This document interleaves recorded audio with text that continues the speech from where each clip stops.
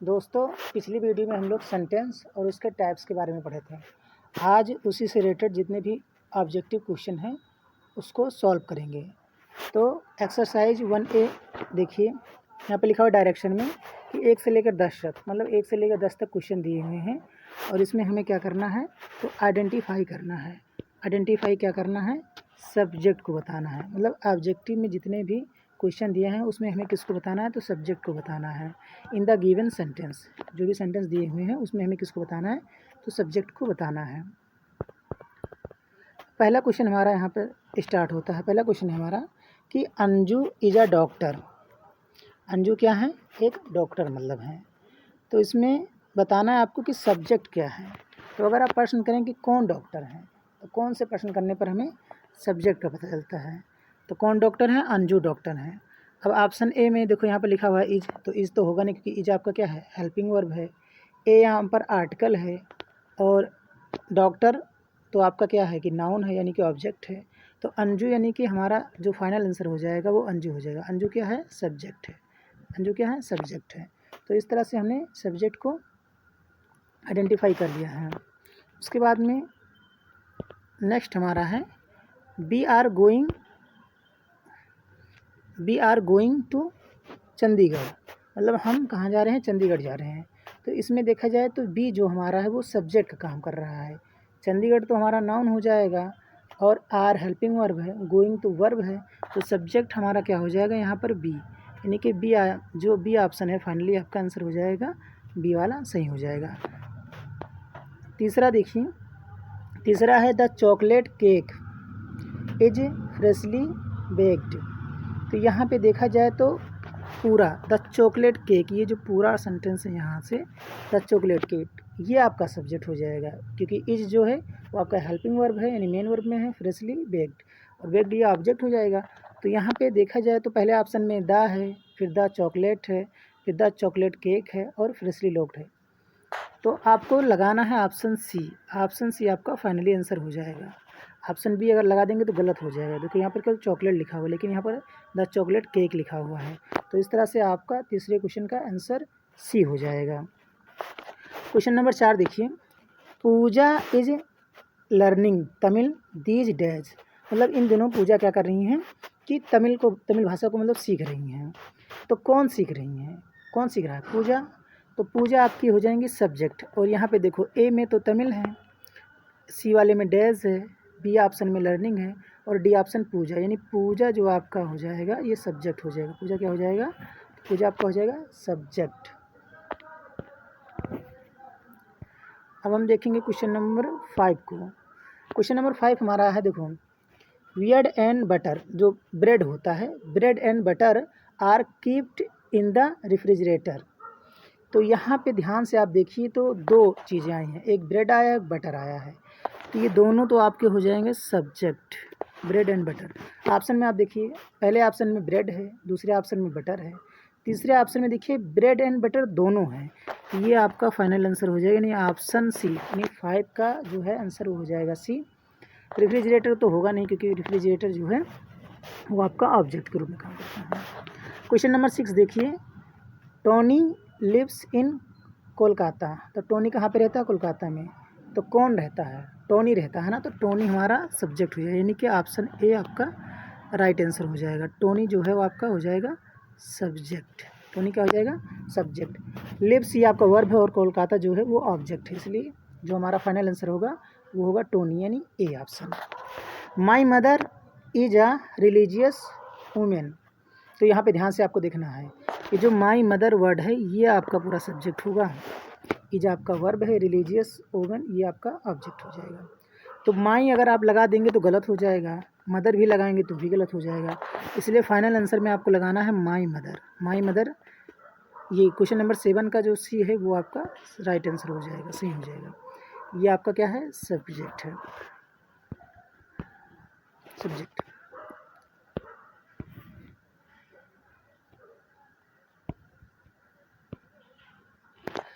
Question number 8 देखिए, लिखा हुआ है some cars are parked on the second level. मतलब जो कुछ कार मतलब उसको पार्क किया गया है सेकंड लेवल में।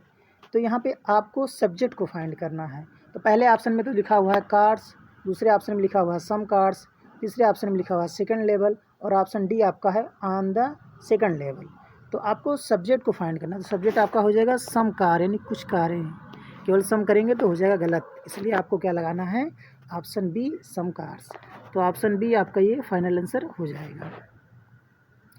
क्वेश्चन नंबर 9 देखिए, लिखा हुआ है यहाँ पर Hard Times was written by Charles Dickens. तो चार्ल्स डिकन्स ने लिखा है, इनका मतलब ये वर्क है हार्ड टाइम्स। तो ये आपका हो जाएगा सब्जेक्ट। तो ये ऑप्शन ए आपका हो जाएगा सब्जेक्ट, यानी एस, क्योंकि टाइम्स तो समय है, ये हो नहीं सकता, और चार्ल्स डिकन यहाँ पर ऑब्जेक्ट के रूप में काम कर रहे हैं। अब एक्सरसाइज नंबर हम बी देखेंगे। एक्सरसाइज बी में देखिए क्या आपको फाइंड आउट करना है। तो एक्सरसाइज बी में कह रहे हैं कि डायरेक्शन में लिखा हुआ है कि 1 से लेकर 10 तक, इसमें भी क्वेश्चन मतलब है, और यहाँ पर आइडेंटिफाई करना है predicate in the given sentence. मतलब जितने भी इसमें सेंटेंस दिए हुए हैं उसमें आपको प्रेडिकेट को बताना है। तो पहला क्वेश्चन स्टार्ट करते हैं। पहला क्वेश्चन कह रहा है कि we will go to Kashmir next month. मतलब हम नेक्स्ट मंथ कहाँ जाएंगे, कश्मीर जाएंगे। तो कौन जाएगा, यानी कि हम जाएंगे। तो हम तो आपका हो गया सब्जेक्ट, बाकी जितने भी बचे हुए हैं वो आपके हो जाएंगे प्रेडिकेट। तो यहाँ से देखो we will go to Kashmir next month, ये आपका हो जाएगा प्रेडिकेट, इसलिए इसमें जो ऑप्शन आपका हो जाएगा वो डी हो जाएगा। ऑप्शन डी आपका हो जाएगा राइट आंसर। क्वेश्चन नंबर 2 देखते हैं। देखो इसमें लिखा हुआ है Anil and Amit, Anil and Amit work in the same company. तो अनिल और अमित सेम कंपनी में काम करते हैं। तो सब्जेक्ट की अगर बात करेंगे तो यहाँ पर अनिल और अमित हो जाएगा, लेकिन हमें पूछा क्या जा रहा है, प्रेडिकेट पूछा जा रहा है। तो प्रेडिकेट में ये आपका हो जाएगा work in the same company, क्योंकि हमें सब्जेक्ट को तो छोड़ना है। तो इसलिए अब ऑप्शन में देखिए, पहले ऑप्शन में लिखा हुआ अनिल एंड अमित, ये होगा नहीं। अनिल एंड अमित वर्क, ये भी नहीं होगा। इन द सेम कंपनी, ये भी नहीं होगा। Work in the same company, ठीक है। तो यहाँ पर आपका फाइनल आंसर हो जाएगा डी। तो डी को आप कर लीजिए टिक। अब हम देखते हैं क्वेश्चन नंबर 3 को। क्वेश्चन नंबर 3 हमारा है mango is my favourite fruits. Mango is my favourite fruits. तो आम, यानी जो मैंगो मतलब है वो आपका तो हो गया सब्जेक्ट, और इज माई फेवरेट फ्रूट ये हो जाएगा आपका प्रेडिकेट। क्या हो जाएगा, प्रेडिकेट हो जाएगा। अब आप ऑप्शन में देखिए लिखा हुआ है यहाँ पर, पहला ऑप्शन है माई फेवरेट, ये नहीं होगा। माई फेवरेट फ्रूट, ये भी नहीं होगा। इज माई फेवरेट फ्रूट्स, तो इसका ऑप्शन हो जाएगा सी, यानी कि जो करेक्ट आंसर है वो आपका हो जाएगा ऑप्शन सी। सी आपका ये क्या है, प्रेडिकेट है, प्रेडिकेट।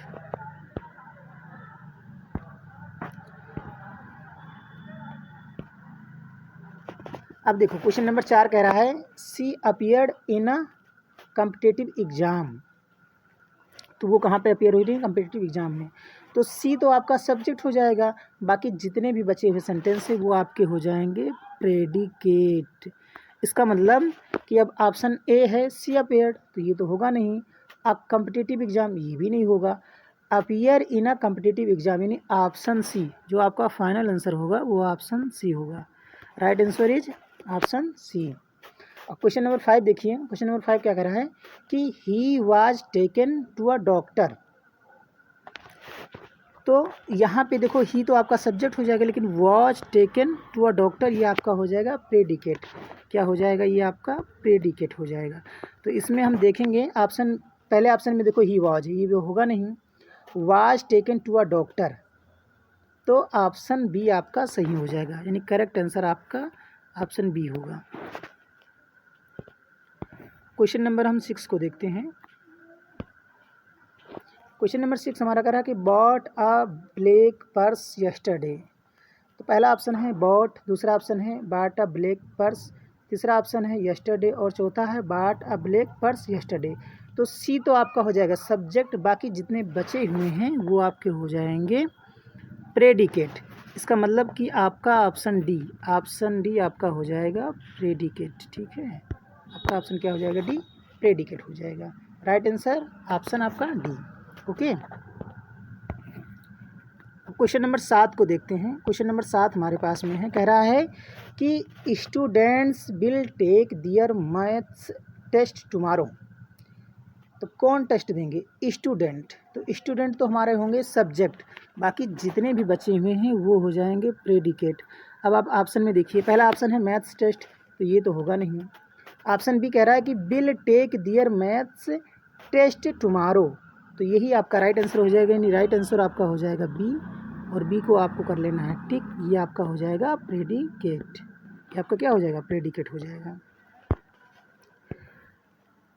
नेक्स्ट क्वेश्चन आपके पास में है, देखिए, पॉल डजंट या डज नॉट, आप जो भी पढ़ना चाहें, नाउ हिज न्यू नेबर्स, तो पॉल जो है अपने नए पड़ोसी को नहीं जानता है, तो कौन नहीं जानता है? पॉल, तो पॉल तो हो जाएगा सब्जेक्ट, यानी पॉल जो आपके हैं सब्जेक्ट हो जाएंगे।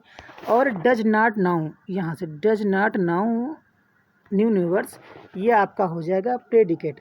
अब ऑप्शन आप देखिए तो ऑप्शन ए ही इसमें है, और ऑप्शन ए ही आपका राइट आंसर हो जाएगा, तो ऑप्शन ए आप लगा लीजिए, ये आपका हो जाएगा प्रेडिकेट। क्वेश्चन नंबर 9 देखिए, क्वेश्चन नंबर 9 कह रहा है कि दीज चिल्ड्रेन आर नॉटी, यहाँ बहुत ध्यान रखना है।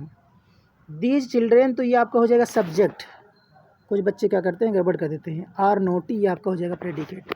तो ऑप्शन में देखो लिखा हुआ है दीज चिल्ड्रेन, फिर आर नोटी लिखा हुआ है, लिखा है चिल्ड्रेन आर नोटी और दीज चिल्ड्रेन आर, 4 ऑप्शन हैं, तो 4 में से आपका जो सही आंसर होगा वो ऑप्शन हो जाएगा बी, ऑप्शन बी, इसलिए आपको ध्यान में रखना है। दीज चिल्ड्रेन ये आपका सब्जेक्ट हो जाएगा।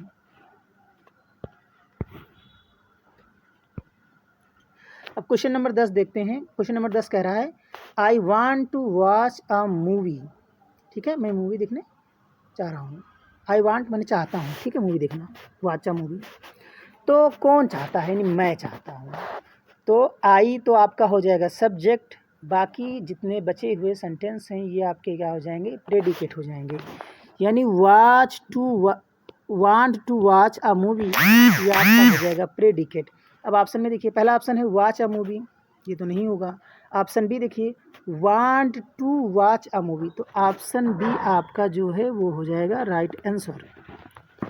क्वेश्चन नंबर हम देखते हैं 1C, एक्सरसाइज 1C पे हम पहुंच गए हैं, और एक्सरसाइज 1C जो कह रहा है डायरेक्शन में 1 से लेकर 20 तक, कितना? 1 से लेकर 20 तक, in each of the following identify the type of sentence. तो क्वेश्चन पहला कह रहा है कि you have done a great job, you have done a great job. तो पहले क्वेश्चन में आप ध्यान से देखिए तो यहाँ पे लिखा हुआ है, देखो एक्सक्लेमेशन मार्क लगा हुआ है, और जब भी आप सेंटेंस में एक्सक्लेमेशन मार्क देखेंगे तो आप आँख बंद करके तुरंत एक्सक्लेमेटरी सेंटेंस पे ऐसे टिक कर देंगे, ऑप्शन सी आपका सही हो जाएगा, और कुछ देखना ही नहीं है। You have done a great job, तो ये आपका हो जाएगा एक्सक्लेमेटरी सेंटेंस।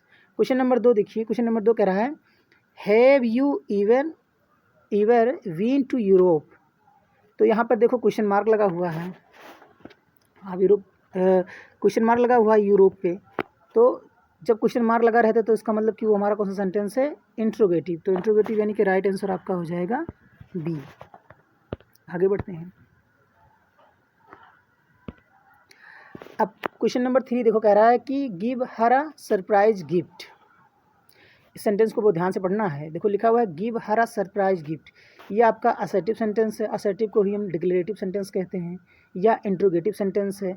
तो आप देखिए सेंटेंस में कहीं क्वेश्चन मार्क लगा हुआ है नहीं, तो इंट्रोगेटिव तो नहीं होगा। एक्सक्लेमेशन मार्क लगा हुआ है नहीं, इसलिए तो इंट्रोगेटिव भी नहीं होगा और एक्सक्लेमेटरी भी नहीं होगा। अब बचता है इम्परेटिव और असर्टिव, तो ये कह रहा है give her a surprise gift, कि दे दो, मतलब उनका जो सरप्राइज गिफ्ट है, तो इसलिए इसमें आदेश दिया जा रहा है, तो ये आपका इम्परेटिव सेंटेंस में आएगा, यानी कि राइट आंसर हो जाएगा आपका सी हो जाएगा। अब क्वेश्चन नंबर 4 कह रहा है कि she was sleeping when I reach her house, जब वह सो रही थी, ठीक है, तो मैं उसके घर पहुंचा। तो इसमें सिंपल सेंटेंस मतलब है, ना तो इंट्रोगेट, ना कोई क्वेश्चन हो रहा है, और ना ही कोई चौंकाने वाली बात है, ना ही ये एक्सक्लेमेटरी मार्क इसमें लगा हुआ है, तो ये आपका जो हो जाएगा वो हो जाएगा असर्टिव सेंटेंस, यानी डिक्लेरेटिव सेंटेंस, यानी ऑप्शन डी आपका करेक्ट आंसर हो जाएगा। अब क्वेश्चन नंबर 5 को देखते हैं। क्वेश्चन नंबर 5 जो आपका है वो है we are going to throw a party next week, तो इसमें भी देखो ना कहीं क्वेश्चन मार्क लगा हुआ है, ना एक्सक्लेमेशन मार्क, तो इम्परेटिव और एक्सक्लेमेटिव तो होगा ही नहीं, ठीक, तो इसका आंसर क्या हो जाएगा? असर्टिव सेंटेंस, यानी कि ऑप्शन ए आपका ये राइट आंसर हो जाएगा। क्वेश्चन नंबर क्वेश्चन नंबर 6 आपका है, सी लिव्स इन ऑस्ट्रेलिया। वो कहाँ रहती है? ऑस्ट्रेलिया में रहती है। तो यहाँ पे देखो सिंपल सेंटेंस है, इसका मतलब ये आपका ऑप्शन बी हो जाएगा, असर्टिव सेंटेंस, क्योंकि ना क्वेश्चन मार्क लगा हुआ है ना एक्सक्लेमेशन मार्क लगा हुआ है। सिंपल है असर्टिव सेंटेंस, जिसको हम डिक्लेरेटिव सेंटेंस भी कहते हैं। क्वेश्चन नंबर 7 देखो लिखा हुआ है, वेयर आर वी गोइंग।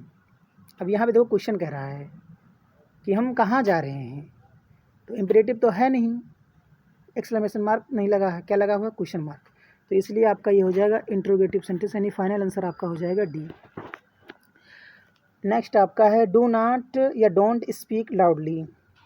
तो यहाँ पे देखो मना किया जा रहा है ना कि तेज़ नहीं बोलना है, तो ये आपका हो जाएगा इम्परेटिव सेंटेंस, यानी आदेशात्मक वाक्य। तो ये ऑप्शन ए आपका राइट आंसर हो जाएगा। उसके बाद में अब क्वेश्चन नंबर 9 देखते हैं। क्वेश्चन नंबर 9 कह रहा है कि please switch the fans on. तो फैन को आपको क्या करना है? ऑन कर देना है। वो रिक्वेस्ट कर रहा है, और जिस चीज़ में रिक्वेस्ट होता है वो हमारा क्या हो जाता है? इम्परेटिव सेंटेंस हो जाता है। क्या हो जाता है? इम्परेटिव सेंटेंस हो जाता है, यानी कि ऑप्शन सी राइट आंसर हो जाएगा। क्वेश्चन नंबर 10 देखिए लिखा हुआ है, how is your brothers now. कि अब आपका भाई कैसा है। तो ये देखो क्वेश्चन किया जा रहा है ना, और जब क्वेश्चन होगा तो ये आपका हो जाएगा इंट्रोगेटिव सेंटेंस, यानी राइट आंसर आपका हो जाएगा डी। क्वेश्चन नंबर 11 देखिए लिखा हुआ है, what is time by your watch. मतलब कितना समय हुआ आपकी वॉच में, घड़ी में। तो ये भी तो क्वेश्चन पूछ रहा है ना, जब क्वेश्चन पूछा जाता है तो वो क्या हो जाता है आपका? इंट्रोगेटिव सेंटेंस, यानी इंट्रोगेशन कर रहा है। तो ये आपका ऑप्शन हो जाएगा बी, और बी आपका हो जाएगा राइट आंसर। अब क्वेश्चन नंबर 12 देखिए, कह रहे हैं कि योर परफॉर्मेंस वाज फेबल्स। तो देखो यहाँ पर लिखा हुआ है एक्सक्लेमेशन मार्क लगा हुआ है, और जब एक्सक्लेमेशन मार्क लगा रहता है तो वो हमारा क्या हो जाता है? एक्सक्लेमेटरी सेंटेंस, यानी एक्सक्लेमेटरी सेंटेंस, अब जो भी कहना चाहें। अब क्वेश्चन नंबर देखो 13, we have lost all our savings. कि हमने जितना भी कमाया था वो सब ऑल आवर सेविंग्स खो दिया है। तो ये तो जाहिर है, इसमें लिखा भी है, देखो एक्सक्लेमेशन मार्क भी लगा हुआ है। तो ये आपका क्या हो जाएगा? एक्सक्लेमेटरी सेंटेंस हो जाएगा, यानी कि ऑप्शन बी आपका हो जाएगा राइट आंसर। क्वेश्चन नंबर 14 देखिए लिखा हुआ है, रीड द लेसन। तो ऐसा लग रहा है कि कोई आपको आदेश दे रहा हो, और जिस चीज़ में आदेश दिया जाता है, कमांड दिया जाता है, वो ऑर्डर दिया जाता है, वो आपका हो जाता है इम्परेटिव सेंटेंस, यानी कि ऑप्शन डी आपका करेक्ट हो जाएगा।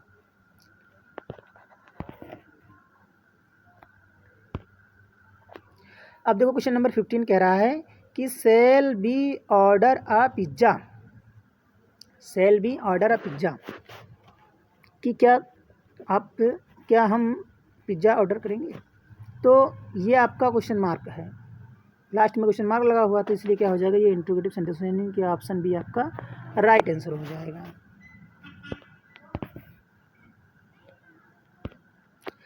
क्वेश्चन नंबर 16 कह रहा है कि would you like to have some tea. तो देखो यहाँ पर भी क्वेश्चन मार्क लगा हुआ है, यानी क्वेश्चन पूछ रहा है, और जब कोई क्वेश्चन पूछता है तो वो हमारा हो जाता है इंट्रोगेटिव सेंटेंस, यानी कि राइट आंसर आपका हो जाएगा डी। क्वेश्चन नंबर 17 कह रहा है कि how far is your house from your school. मतलब आपका घर आपके स्कूल से कितना दूरी पर है। तो ये भी आपका क्वेश्चन पूछा जा रहा है, और जब क्वेश्चन पूछा जाता है तो ये हो जाता है आपका इंट्रोगेटिव सेंटेंस, यानी ऑप्शन ए आपका हो जाएगा राइट आंसर। क्वेश्चन नंबर 18 कह रहा है कि I am reading a novel these days. मतलब मैं इन दिनों क्या पढ़ रहा हूँ? नोवेल पढ़ रहा हूँ, उपन्यास। तो पहला ऑप्शन इसमें है exclamatory sentence, imperative, option C assertive या इंट्रोगेटिव। तो ना ही इसमें कोई क्वेश्चन किया जा रहा है, और ना ही कोई इसे चौंकाने वाली बात है। तो ये आपका हो जाएगा असर्टिव सेंटेंस, यानी ऑप्शन सी आपका हो जाएगा राइट आंसर। आगे बढ़ते हैं। अब क्वेश्चन नंबर 19 कह रहा है कि प्लीज़, यानी कृपया, return the books that you borrow from me. जो मैंने मतलब जो आपने मुझसे किताब उधार लिया था वो मुझे रिटर्न कर दीजिए, वापस कर दीजिए। तो जाहिर सी बात थी, वो रिक्वेस्ट कर रहा है, और जब कोई रिक्वेस्ट करता है तो वो आपका कौन सा सेंटेंस होता है? तो ये होता है आपका इम्परेटिव सेंटेंस, यानी ऑप्शन बी आपका हो जाएगा राइट आंसर। क्वेश्चन नंबर 20 को कह रहा है कि which is your favourite hill station. कौन सा आपका फेवरेट रेलवे स्टेशन है। तो ये आपसे प्रश्न पूछा जा रहा है, इसलिए आपका हो जाएगा इंट्रोगेटिव सेंटेंस, यानी कि ऑप्शन डी आपका हो जाएगा करेक्ट आंसर।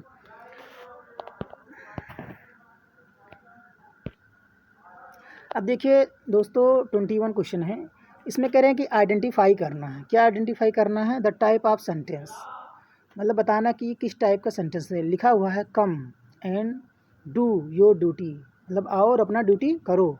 तो ऐसा लग रहा है कि कोई आपको आदेश दे रहा है, इसका मतलब ये आपका हो जाएगा इम्परेटिव सेंटेंस। तो इसका आंसर हो जाएगा फाइनली 21 का सी। और 22 में कह रहा है कि आइडेंटिफाई करना है द टाइप ऑफ सेंटेंस। तो इसमें कह रहा है कि मोहन गेव मी ₹30 नोट। तो मोहन जो है वो 10 रुपये का नोट देते हैं। तो ये डिक्लेरेटिव सेंटेंस है या एक्सक्लेमेटिव सेंटेंस है या इम्परेटिव सेंटेंस है या इंट्रोगेटिव सेंटेंस। तो ये आपका है, तो ये आपका क्या हो जाएगा? ऑप्शन ए हो जाएगा डिक्लेरेटिव सेंटेंस, ठीक है, जिसे हम लोग कहते हैं असर्टिव सेंटेंस।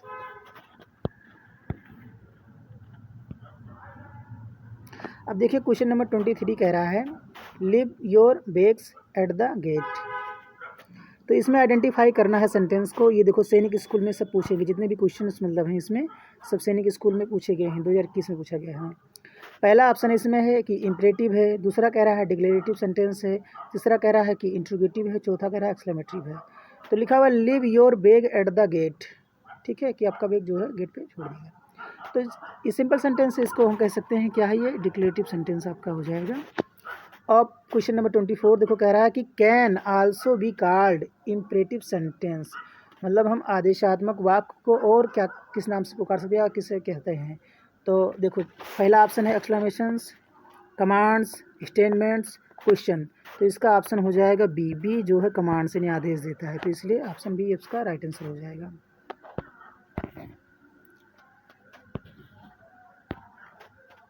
उसके बाद में आपका 25 देखो है, लिखा हुआ है are somethings called declared sentence. तो इसमें बताना है कि स्टेटमेंट्स है ये, कि क्वेश्चंस है, कि कमांड्स है या रिक्वेस्ट मतलब है। फिर से एक बार देखिए, are somethings called declarative sentence.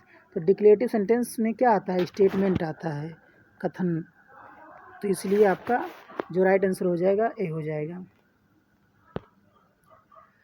तो 25 क्वेश्चन हमने सोल्व किया है, आगे नेक्स्ट वीडियो बनाएंगे। जय हिंद दोस्तों।